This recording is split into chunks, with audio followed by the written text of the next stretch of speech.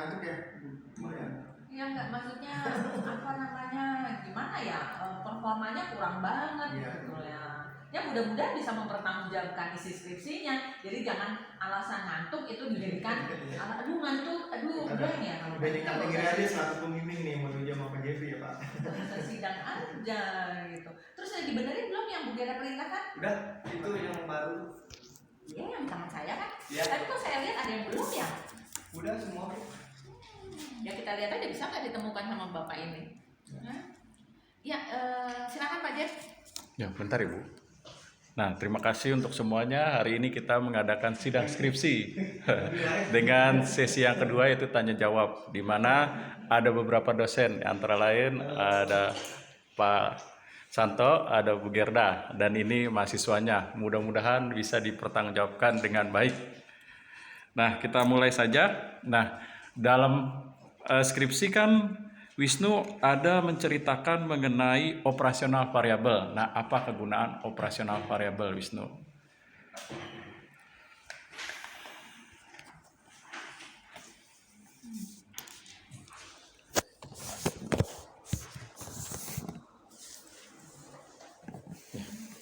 Tutup.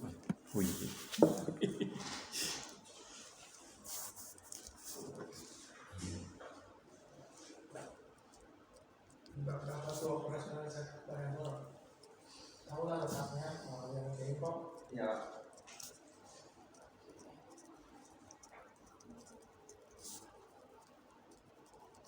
Jawaban itu nggak ada di skripsi.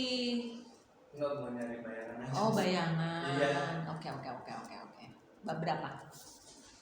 Bab 2. Definisi operasional variabel.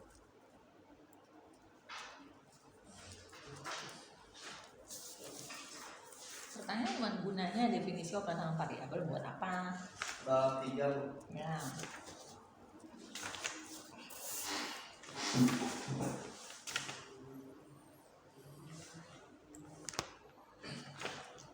Tadi pertanyaan Pak Jeffrey, apa gunanya definisi operasional variabel? Kegunaan. Oh, kegunaan. Operasional variabel. Kalau buat saya pribadi sih, kan di sini ada yang namanya S1, S2 dan D, dan saya akan menjelaskan sedikit yang saya tahu saja.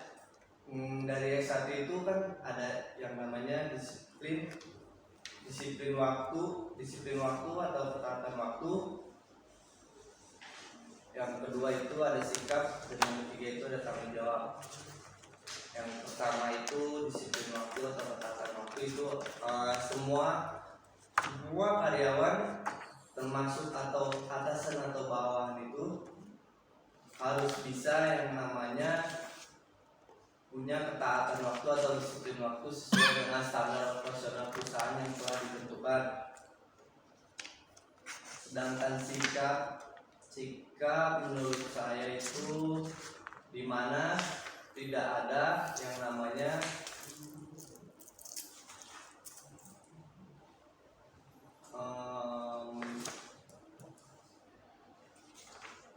sikap itu dimana adanya yang tanggung jawab masing-masing.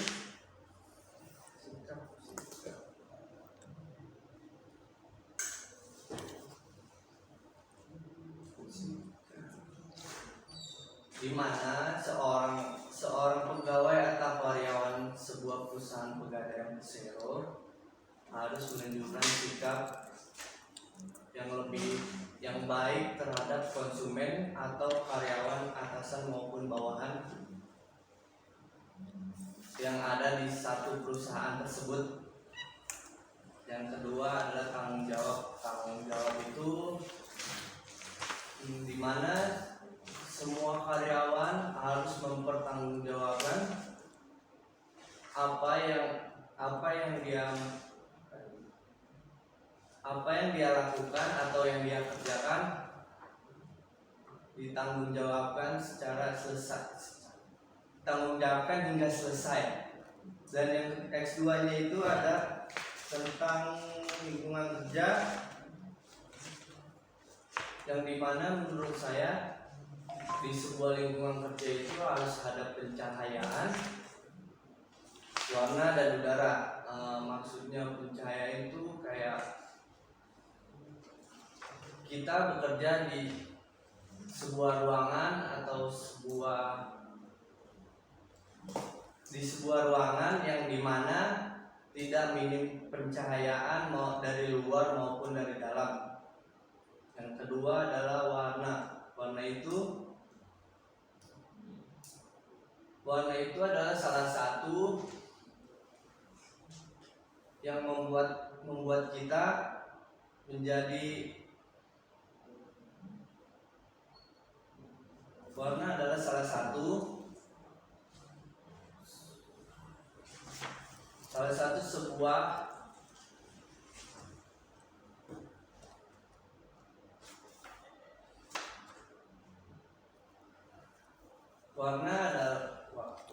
warna salah satu yang mencakup tentang lingkungan kerja, yang dimana warna juga punya peranan penting terhadap sebuah ruangan yang ada karyawan atau pegawainya. Dan yang ketiga ada kinerja karyawan. Yang pertama kualitas hasil kerja, yang dimana adalah suatu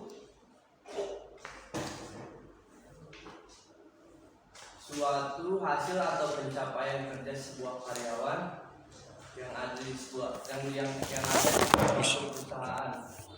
Yang kedua ada kualitas hasil kerja, yang dimana kualitas tersebut bisa mencerminkan diri kita bagaimana karyawan atau pegawai yang ada di perusahaan itu. Yang ketiga efisien dalam melaksanakan tugas, yang dimana sebuah karyawan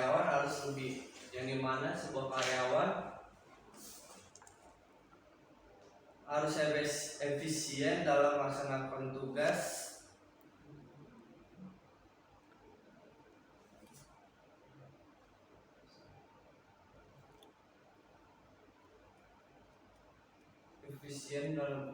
yang dimana semua karyawan sudah mendapatkan tugasnya masing-masing dan menyelesaikan tugasnya tersebut sesuai dengan standar operasional perusahaan. Mudah. Nah, jawabannya masih salah. Nah, kegunaan operasional variabel itu sebagai instrumen penelitian yang nanti sebagai dasar kamu untuk membuat kuesioner. Nah, itu kegunaan operasional variabel.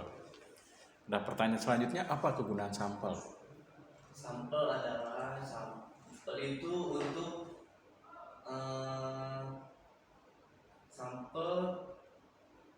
untuk meneliti. Kegunaan sampel untuk meneliti suatu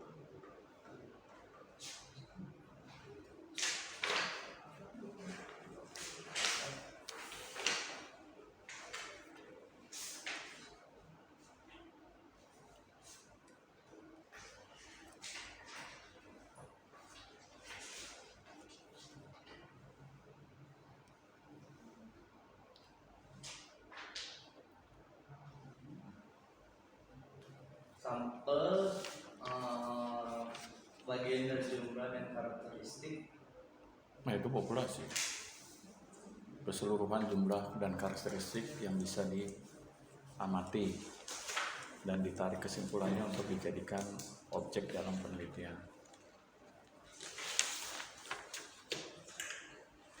Kegunaan sampel itu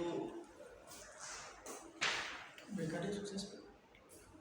Dengan sampel itu apa? Untuk memperoleh dan mendapatkan data. Nah, karena peneliti menghadapi keterbatasan apa? Dalam tenaga, biaya, dan waktu. Nah, pertanyaan selanjutnya, apa kegunaan dari skala pengukuran? Nah, di sini kan saya baca skala pengukuran kan menggunakan skala ordinal. Nah, apa kegunaan skala pengukuran? Oh, jadi langsung ambil narik data dari sistem itu. Jadi pada saat sistem kita udah oke, Seruni bisa baca.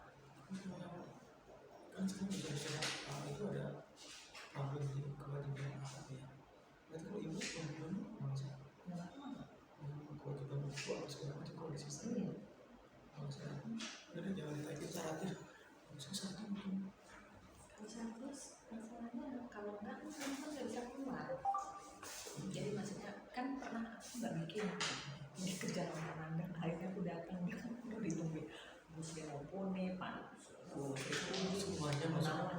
bagus ya lu enak-enak di rumah kita yang Masuk ibu nggak keluar satu bagus. iya nggak ngumpulin satu duitnya nggak keluar makanya Kayak di sekolah. Kayak di sekolah. iya makanya kalau saya terus tuh harus bikin laporan Di sekolah dalam satu sekolah kepala sekolahnya belum selesai ya nggak bisa cair jangan Gimana nih Wisnu? Belum menguasain, aduh.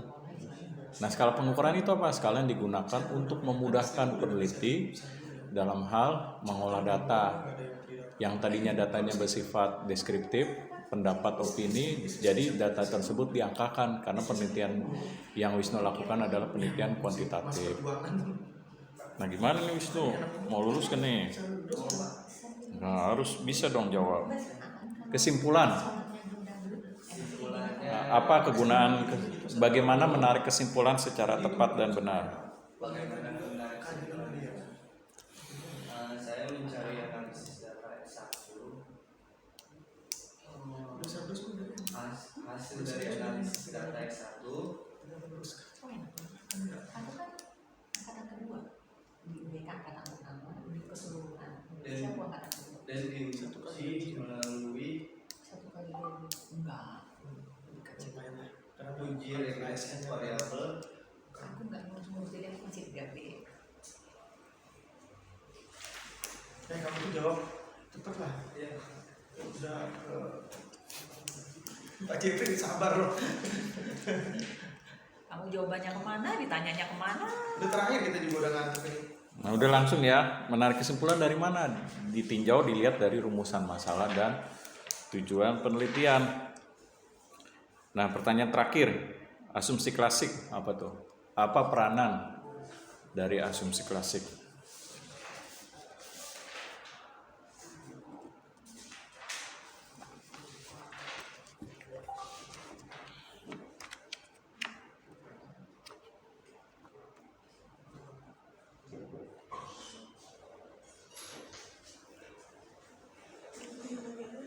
apa sih udah ada namanya betul Tadi udah ditulis gimana? ini bisa ya udah lah ini udah udah nulis nggak apa-apa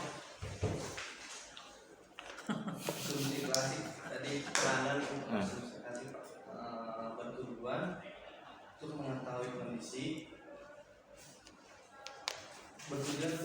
kondisi data yang digunakan dalam penelitian. Oh salah, asumsi klasik itu apa? Pengujian untuk menguji layak atau tidaknya model regresi digunakan. Oleh sebab itu harus diuji terlebih dahulu. Ujinya apa? Dengan reliabilitas, dengan normalitas, heterokedasitas maupun multikoronitas. Nah gitu. Oke, ya sudah Bu, Pak. ya silakan Bu Gerda siapa namanya Wisnu ini kemarin yang terakhir minta tanda tangan saya ya Iya. apa namanya tadi tuh kan kamu judulnya apa sih Mengatur disiplin kerja dan lingkungan kerja terhadap Kinerja. jadi berdasarkan pertanyaan Pak Jeffrey tadi nggak ada yang dijawab loh orang ditanyanya pertanyaan-pertanyaan dasar loh apa kegunaan apa kok jawabnya panjang banget gitu loh nggak di-cut padahal Bu Gera udah nggak sabar kepengen nge-cut di jawaban kamu ini yang Bu Gera bilang nih kamu nggak lolos nih maksudnya kok belum dibenerin kan judul kamu tadi tuh pengaruh disiplin dan lingkungan kerja terhadap kinerja karyawan berarti harus cari teori faktor-faktor yang mempengaruhi kinerja karyawan di dalamnya ada disiplin sama lingkungan kerja halaman 37 tuh di situ kamu masukinnya mana nggak ada tuh disiplin nggak ada lingkungan kerja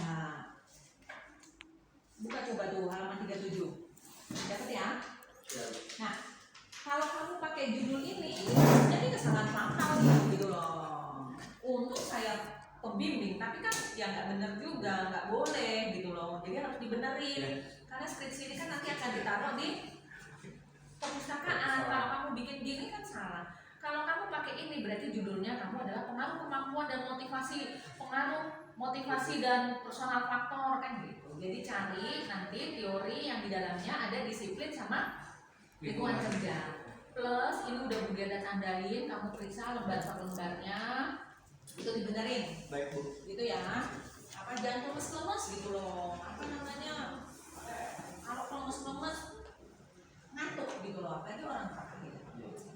Itu aja Mas Anto dari saya. Terima kasih. Terima kasih Bu Geda PGP. Ini sama sedikit Bapak kan Bapak pemimpin kamu nih Iya. dengan Bu Geda gitu kan. Apa namanya? Udah tahu lah skripsi kamu. Ini ada catatan di sini ya. Ya. Jadi sebelum kamu print, itu kan kamu minta persetujuan dulu kan dari kami tim Dewan Penguji. Yang pertama adalah ke PGD kan, ke kami juga. Jadi print satu dulu, nanti revisi gitu kan. Jadi nanti jangan berangkat juga untuk print lagi kalau masih ada revisi gitu kan. Nah jadi ini kamu melakukan proses penelitian ini berapa lama? 3 bulan. 3 bulan. Ya semester yang lalu nggak dihitung? Yang semester lalu saya Pak, cuman saya lewat, kan ada teman saya kerja di Bukadin juga. Ada saya nyamperin. Oh gitu. Iya. Kamu, Kalau buat di dalamnya itu cuma 3 bulan kemarin. nah, jadi pada saat kita memutuskan untuk menentukan judul, ya itu kan kita harus punya dasar yang kuat. Nah ini di sini ada kelemahan yang kamu harus tambahkan ya. Baik Pak. Jadi latar belakang penelitian itu di sini kurang tergambar. Kenapa akhirnya kamu memilih disiplin kerja, lingkungan kerja, dan kinerja menjadi variabel yang akan kamu teliti? Karena pada saat kita memilih variabel itu kita juga harus hati-hati. Siapa tahu itu variabel tidak bermasalah. Dasarnya apa? Misalkan disiplin kerja di sana kurang bagus, dilihat dari kehadiran, dilihat dari faktor lain atau lingkungan kerja di sana fisik atau non fisiknya kurang bagus. Nah itu jadi itu tidak tergambar di latar belakang penelitian kamu, jadi itu tambahkan. Kemudian hal lain adalah di metode penelitian. Nah, saya mau tanya nih ya, biar saya juga pengen tahu bahwa kamu menguasai skripsi ini. Nah bagaimana metode kamu mengumpulkan data? Kan kamu melakukan penelitian, karena ada beberapa koreksi dari Bapak nih. Melewati kuesioner Pak, atau wawancara, terus observasi. Kuesioner itu beda dengan wawancara. Jadi apa? Ya kamu tulis di sini nih. Iya, lewat ini Pak, observasi. Observasi. Nah kamu berarti non partisipan, artinya kamu hanya mengamati atau memang kamu bekerja di situ atau magang di situ? Yang mana yang kira-kira? Yang magang di situ Pak, yang 3 bulan itu. Oh, berarti harus lebih kuat dalam memotret hasil pengamatan itu karena kamu magang di situ selama 3 bulan. Ya. Nah ini kurang tergambar di halaman 41. Jadi kamu terangkan di sini peneliti melakukan observasi selama 3 bulan, ya terjun langsung ke lapangan. Jadi tidak hanya sekedar mengamati aja ya. Tambahkan. Terus wawancara juga sama. Iya. Hati-hati pada saat kamu tulis wawancara terstruktur, tapi saya lihat di mana di lampiran itu tidak ada daftar pertanyaan. Nah itu jadi kami ngawur. Jadi di sini kan kamu yang memilih wawancara terstruktur, di sini ada nih. Tapi saya cari daftar pertanyaannya nggak ada. Mana yang benar? Kan wawancara HRD. Artinya begini, kamu waktu mau wawancara HRD itu kamu udah menyiapkan pertanyaan enggak? Karena kan pertanyaan banyak, tapi kamu memilih mana yang dibutuhkan untuk skripsi kamu. Nah, kamu menyiapkan pertanyaan itu enggak? Menyiapkan Pak. Tapi lampirkan di sini. Iya, nanti saya coba tampilkan. Gitu ya. Kemudian angket di sini.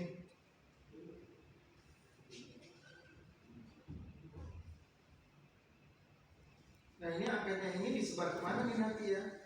Nah jadi ini hanya sedikit tambahan-tambahan dari Bapak ya, gitu ya. Angketnya ini ke karyawan kan ya? Iya. Sebanyak berapa populasi sampelnya? 13 karyawan. Dari populasi, ya jumlahnya berapa populasi? Kalau karyawan satu perusahaan itu bisa 65%. Besar. Nah itu tekniknya apa tuh populasi di situ? Di sini ada tekniknya nggak? Saya pakai teknik penarikan semut. Nah, enggak lah. Kalau di sini kan populasinya sebanyak populasi dapatnya sebanyak 113 orang. 13 orang terus di sini 53. Berarti kan tadi kamu bilang pegawainya berapa 200 sekian. Iya Pak. Mana yang benar 113 atau 200 Iya, sekian? saya cuma ngambil 113 saja Pak. Enggak kayak gitu. Di sini jumlah 113 nih. Halaman 45 nih. Populasi dan penelitian ini adalah sebanyak seluruh karyawan. Tadi kamu bilang 200. Iya. Kita dulu ini konsistensi. Ini kan kamu yang bikin skripsi 45. Halaman 45. Iya. Nah, di situ tertulis kan 113 seluruh karyawan PT Persero Cabang Gondang Dia Jakarta Pusat jumlah 113. Kamu lihat 45. Nah, ya kan? Yang mana yang benar 200-an atau 113? 200-an Pak. Ini hati-hati nih. Nah, dari 113 ini kamu mau perkecil untuk sampel yang representatif. Karena kamu menggunakan metode SWOT di sini.